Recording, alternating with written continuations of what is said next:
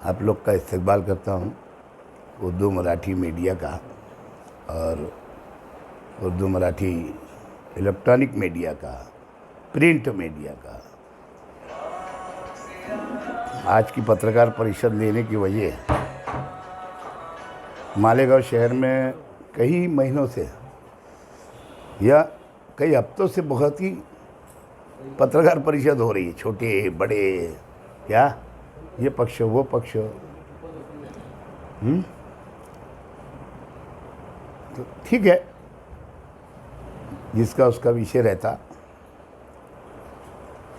और गठबंधन में बहुत आजकल ज़रा खलफसात फैला हुआ है, तो इनके गठबंधन के खलफसात में ही आमदार साहब हमको भी ज़रा लपेट लेते हैं। क्या आमदार साहब, मैं तो सीधा बोलता था, आज भी बोलता हूँ कि मालेगांव शहर के आमदार को अभी भी कुछ नहीं आता। अब वो बोल रहे कि मैं भी अब सीख गया हूँ।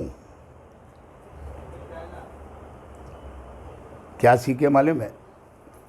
जब इलेक्शन हो जाता है, पक्ष से चुनकर आते हैं कोई और पार्टी से। जैसे पहली टाइम आए 3 मार्च से इनके 28 नगर सेवक कारपोरेटर बने, कांग्रेस के साथ पेक्ट करे, महापौर कांग्रेस का बना है ना। फिर उसके बाद में इन्होंने फिर इनके सीटी आई वो 3 मार्च से ही। फिर ये चले गए वो कौन सा 2 नारियल में, 1.5 नारियल में, हाँ। फिर उसके बाद में चले गए MIM में। और जब जब ये किसी भी पार्टी से चुन कर के आए तो इन्होंने किसको ही कोई पक्ष देखा नहीं कि मैं कौन से पक्ष का है, कौन सी पार्टी का हूँ। अभी जैसे MLA बने तो आप लोगों ने देखा, ये शहर जानता, ये महाराष्ट्र जानता कि गाड़ी में किसके घूमे, किसको वोट दिए राज्यसभा में और विधान परिषद में, है ना। और हमारे बारे में बोलते हैं कि वो जा कर के अजीत दादा से मिलते हैं। अबे हम सेकुलर लोग हैं, और ये जो पार्टी चुन कर के वो सेकुलर पार्टी है क्या? MIM कोई सेकुलर पार्टी है? अब इनकी सेकुलर अगर पार्टी होती तो ये BJP को वोट नहीं देते, ये शिंदे के साथ मिलके विधान परिषद में वोट नहीं देते। तो पिछले टाइम भी जब चुनकर आए थे, पहले टाइम जब भी इनका यही रवैया था, यानी सेकुलर आवाम की वोट लेकर के जाके BJP सेना इनको वोट देना। और हम तो इसलिए जाते, जैसे आसिफ भाई गए थे अभी मिलने के लिए, जब पार्टी एक भी थी हमारी, तो भी जब भी अजीत दादा से मिला करते थे। और आज गांव के अंदर अगर कुछ काम दिख रहा है रोड रास्तों का, तो जब भी अजीत दादा ने हमको फंड दिया 15 करोड़, भुजबल साहब ने 5 करोड़ जब पालक मंत्री थे और अजीत दादा ने दिया। आज भी हम आवाम के काम के लिए आसिफ भाई गए, 50 करोड़ मांगा, हो सकता 15-20 करोड़ रुपये मिल जाएगा, तो किसका फ़ायदा होगा? मालेगांव शहर की जनता का, आवाम का होगा। लेकिन मैं समझता हूँ इनको इतना बुरा लगा इस बात का, आसिफ भाई जब अजीत दादा से मिले। अजीत दादा तो BJP में गए नहीं ना, हाँ? मैं तो BJP में गया नहीं ना। ये तो आमदार 1.5 नारियल के रहते, सोनिया गांधी से मिलते थे। बोले मैंने सोनिया गांधी से मिल करके वो मंजूरी करवाया, आमदार भी नहीं थे जब, कैंसर सिविल हॉस्पिटल। तो झूठ बोलने में देखते 1 नंबर, मुंह खोला झूठ बोला, मुंह खोला झूठ बोला। अब अगर इनके बारे में इनके गठबंधन के लोग अगर कोई बात अगर बोल रहे हैं, हाँ, इनकी चोरी पकड़ रहे हैं, इनके 8 करोड़ के फंड के अंदर अगर किसी ने टेंडर भर दिया, इनको क्यों इतना बुरा लग रहा? टेंडर भरना हर किसी का अधिकार है, कोई भी ठेकेदार कोई भी काम का टेंडर भर सकता है, प्रेशर दबाव नहीं चलता। हाँ, एक कंप्रोमाइज़ होता है, भाई ठीक है 2 काम तो ले ले, 4 काम तो ले ले। मैं तो ये बोलूँगा कि पहली आमदार का फंड, आमदरगी का फंड इनका, और आज की आमदरगी का ये 3.5-4 साल के फंड की चौकसी होना चाहिए। क्योंकि जो मैं लोगों की, जब इनके गठबंधन के लोगों की प्रेस सुनता हूँ तो उसमें समझ में आता है कि यहाँ काम ही नहीं हुआ और बिल निकल गया। तो इन्होंने भी बाजू के मंत्री जो है हमारे महाराष्ट्र के दादा भुसे साहब, उनका ही धंधा सीख लिए। इनके रोड भी, ये भी क्या करते, खाली मंजूर करते रमज़ानपुरे के अंदर, ये रोड मंजूर, वो रोड मंजूर, हाँ, तो रोड ही बनता नहीं और बिल ही निकल जाता हो। खाली इधर का नहीं, उधर कैंप का भी ऐसी है, पूरे वो इलाकों का ग्रामीण भाग का यही हाल है। तो ये सीख, वो जो बोलते हैं ना मैंने सीख लिया, वो आपसे बात कर, मैंने सीख लिया हूँ, है ना। तो ये सीखे उन्होंने, क्या सीखे, रोड बनाना नहीं, बिल निकाल लेना। इसलिए इनके ही लोग अगर इनकी चौकसी करा रहे हैं, तो मैं तो इससे ज़्यादा बोलूँगा कि पिछले 5 साल के और अभी के 5 साल के कामों की, इनकी 3.5-4 साल के कामों की चौकसी होना चाहिए। और इसमें चोरी पकड़ी जाएगी। क्या दाढ़ी में 3 का क्या बोलते हैं, चोर की दाढ़ी में 3 का। तो ये तो झूठ बोलने में 1 नंबर है। फिर अब चोर कौन है? निहाल अहमद साहब की एक वीडियो आजकल चल रही है। जब पहली टाइम आमदार बने थे, हयात थे निहाल अहमद साहब, बोले चोर एमएलए। मैं थोड़ा कन्फ्यूज हुआ, मतलब जब किसको बोले कब की है ये। तो जब वो बोले ना किसी काम करने देता है ना खुद काम करता है, हर जगह अर्थड़ा डालता है, बोले चोर एमएलए। हैं, बोले देवबंद में भी झगड़ा लगा के रखा है। जब मुझे लगा कि नहीं यार ये एमएलए की बात है, वो क्या। और निहाल अहमद साहब तजुर्बेकार इंसान थे, उनको समझता था, इसीलिए वो कभी नहीं चाहते थे कि ये राजकरण के अंदर एंट्री करे, क्योंकि एक आलिम बिगड़ता है तो आलम बिगड़ जाता है। और यही तजुर्बा निहाल अहमद साहब को था। चोर मैंने नहीं बोला है, चोर निहाल अहमद साहब ने बोले, उनकी वीडियो जो आजकल चल रही है। और वो लीडर ऐसे थे कि सब कुछ उनको समझता था। और बताओ ना, इसके ये एमएलए की नीयत कब साहब है पब्लिक के बारे में, जनता के बारे में, ये लोगों के घर के बारे में। बोले अरे मुझे तो इतना मालूम है कि अगर मैं जब देखाना बताना शुरू करूँगा ना, तो इनको ये गांव छोड़ के भाग जाना पड़ेगा। इतनी बुरी बुरी बातें इनके बारे में तो। लेकिन हम क्या करते हैं, जातियात पे नहीं बोलते, क्या समझे। हाँ, अगर कोई एक इनका कार्यकर्ता बम्बई से रह के हमारे घर के ऊपर अगर वार करेगा, हमारे को अगर बोलेगा, है? तो हम कैसे बर्दाश्त करेंगे यार। अगर हमारी जातियात पे अगर कोई बोलेगा, तो हम तो बहुत अलग है, राजकारण छोड़ के मैदान में आ जाएंगे। लेकिन फिर भी हम राजकारण में हैं, इसके लिए अब हमें बर्दाश्त करने का मादा है। बहुत सारे वारदातें होती भी है तो हम उसको दरगुजर करते हैं। और सही बात है, इन्होंने ऐलान किया है ना, दरेगांव का सर्कल बनाऊंगा, आमदार मालेगांव का सर्कल बना रहे, ग्रामीण में, है ना। आज दादा भुसे इनको अच्छे लग रहे हैं, पीछे खराब लगते थे। हमने तो हमेशा 25 साल 30 साल से मेरा रिकॉर्ड है कि मैं प्रेसिडेंट बना शिवसेना से, साथ में सपोर्ट से सब पार्टियां मिल के बनाई थी। आज महापौर बने तो शिवसेना से, मेरी मिसेज 2 टाइम महापौर बनी, शिवसेना की सपोर्ट से बनी, बीजेपी की भी सपोर्ट रही। तो ये शहर के विकास के लिए सब पक्ष अगर एक आते हैं तो कोई बुरी बात नहीं। और इसीलिए मैं भी जाके मिलूँगा अजीत दादा से। मैं भले ही शरद पवार साहब के साथ हूँ, लेकिन अजीत दादा से मैं ही मिल सकता ना। वहाँ कोई बंदी थोड़ी है, बोर्ड थोड़ी लगा हुआ है कि ये पार्टी का आदमी आकर के यहाँ नहीं मिलना, ये पार्टी ने आके फंड नहीं मांगना।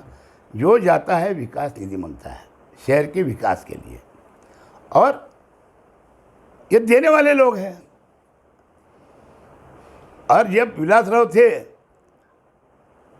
कैलाशवासी मरहूम, उनके ज़माने में बहुत, मैंने तो बीजेपी वालों को ले गया, शिवसेना वालों को ले गया, आरपीआई वालों को ले गया, आरएसएस वालों को ले गया। तो ये एक राजकारण का हिस्सा है। किसी का काम करने के लिए अगर एक टाइम इंसान अगर चुन कर आ गया, तो सबका आमदार होता है, सबका मेंबर होता है, सबका महापौर होता है, सबका खासदार होता है। इसलिए चुनकर आ जाने के बाद में दूजा भाव नहीं होना। जो आया काम लेके चले, के पावरलूम का काम नहीं करे क्या हमने, हैं? क्या हमारे खिलाफ नहीं रहते पावरलूम वाले, हैं? तो ये अच्छी बात नहीं है। तो इनको ज़रा अपने गिरेबान में पहले झांकना चाहिए आमदार साहब को, उसके बाद दूसरे पे उंगली उठाना चाहिए, है ना। करोड़ों हमने नहीं लिए बीजेपी वालों से, लाखों CR हमने नहीं गिने ले, एक बात ये रही।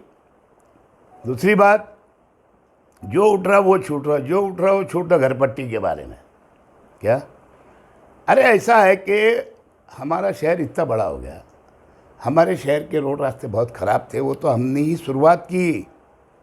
हमने ये शहीद अब्दुल हमीद रोड, कुसुम्बा रोड, आगा रोड, ये जो बन रहा है ना, ये हमारी देन है अल्लाह के करम से।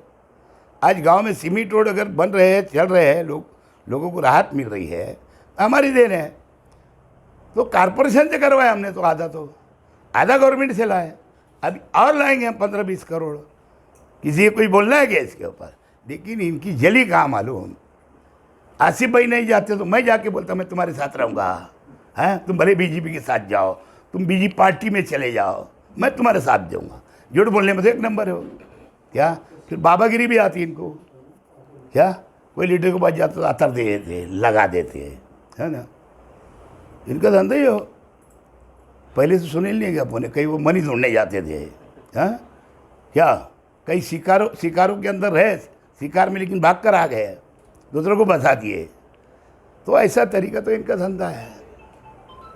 मैं बोलना नहीं चाहता, खामोश था इनके बारे में और सभी के बारे में। अभी उठ रहा है छूट रहा है भैया, घर पट्टी इसलिए बढ़ेगी। सर्वे जो वो वोट थी ना, मेंबरों की वोट थी सबकी, जब कहाँ गए थे ये साहब? क्या वहाँ विरोध क्यों नहीं किया उसमें? अरे ये क्या है, कुछ लोग मेरी जैसे वो इन्होंने बोले तो मेरी उंगली पकड़ के अल्लाह ने कुछ लोग को चलाया मालेगांव में राजकारण में। तो लेकिन वो कैसा है कि अल्लाह सबको नवाजता है, हर एक को नहीं नवाज देता। सब अमीर हो गए, है ना, तो गरीब तो कोई रहेगा।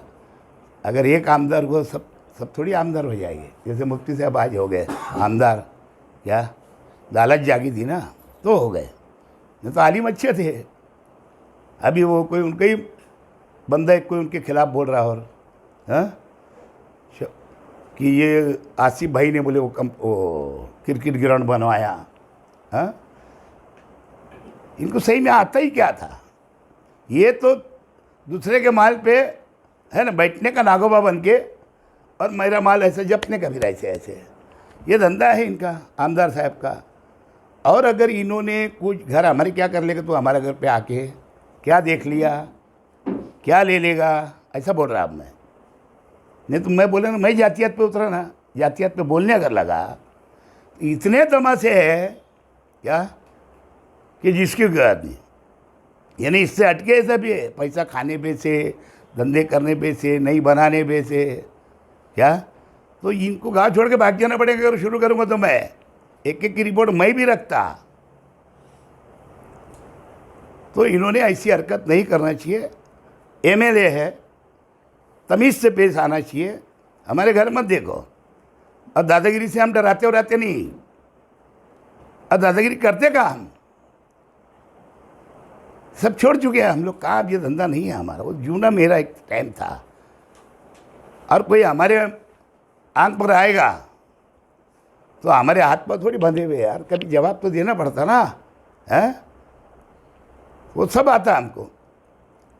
अब रह गया, मैं एक लिखी लेटर देने वाला हूँ, कंप्लेन देने वाला हूँ, और बाकायदा इनके कामों की अब मेरे लेटर पे चौकसी करा हुआ। क्या समझे? एक।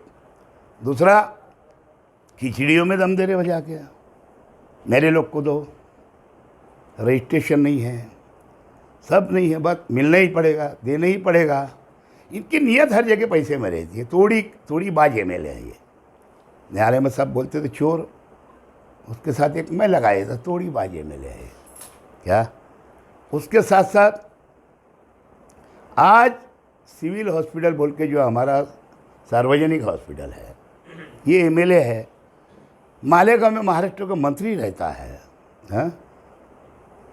अरे वहाँ पे बहन किसी का कोई इलाज नहीं होता, वहाँ डॉक्टर नहीं आज है, वहाँ एमडी डॉक्टर नहीं है, वहाँ गायनिक सर्जन एक आदि होगा तो होगा।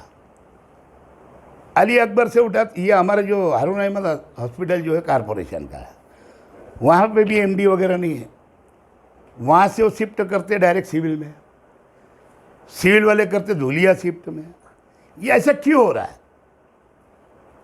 ये सिविल के सुप्रिटेंडेंट की गलती नहीं है, ये हमारे वहाँ के झुट्टे एमएलए की गलती है और वो मंत्री की गलती है कि गवर्नमेंट में तुम आवाज़ नहीं उठाते।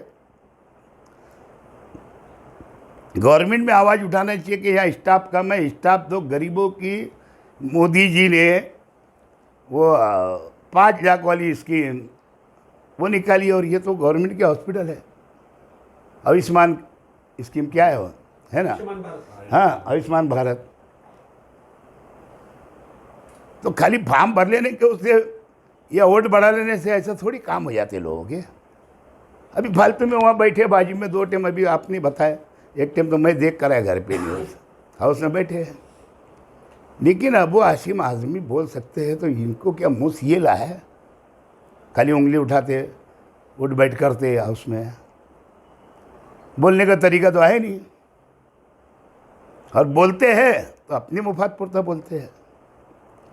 ये वहाँ नहीं बोले जा रहा। अभी एक घटना घड़ी, जिस दिन मैं अभी बम्बई जा रहा था परसों 3 दिन पहले, तो मैं ये हॉस्पिटल के पास गर्दी देखा, कुरैश बिरादरी खड़ी थी। बाद में मुझे समझ में आया कि कुरैश बिरादरी जानवर ला रही होगी या व्यापारी जानवर लाते हैं ना। शेतकरी भी तो परेशान है, अपने पूरे डिस्ट्रिक्ट में पानी नहीं है, शेतकरी की भी परेशानी है। शेतकरी क्या करता है, जब जानवर अगर ऐसे कमज़ोर हो गया तो बेचता है। गवर्नमेंट ने तो ऐसी स्कीम लगाई नहीं कि भाई तुम बेचो मत, हमको दे दो और पैसे हम ले लेंगे। जाहिर सी बात, शेतकरी बेचता, व्यापारी खरीदता। लेकिन ये इलीगल तरीके से गौरक्षा वाले नहीं है वहाँ, दूसरे लोग पकड़ते हैं आजकल, पीछे से मार देते हैं गाड़ी, लोग जख्मी हो जाते हैं। कई वारदातें होगी। इसके पीछे ऐसा है कि जैसे अभी अपन देख रहे हैं मणिपुर के अंदर इतनी हालत ख़राब है ना। 3 महीने हो गए आज तक वहाँ हमारे देश के प्राइम मिनिस्टर जाने को तैयार नहीं है। कई हज़ार लोग मर गए, कई 100 लोग मर गए वहाँ। इज्जत लूटी जा रही है बहनों की। अभी बाजू में हरियाणा के अंदर 3 दिन से दंगल चल रही है।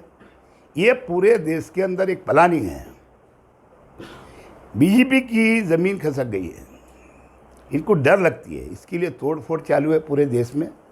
और दंगल कराने की सिस्टम उनकी ही ज़्यादातर मंशा रहती है, ताकि हिंदू मुसलमान हो जाए, बौद्ध हिंदू हो जाए, आदिवासी हिंदू हो जाए, ईसाई हिंदू हो जाए। इस तरीके का माहौल देश के अंदर ख़राब करके रखे है।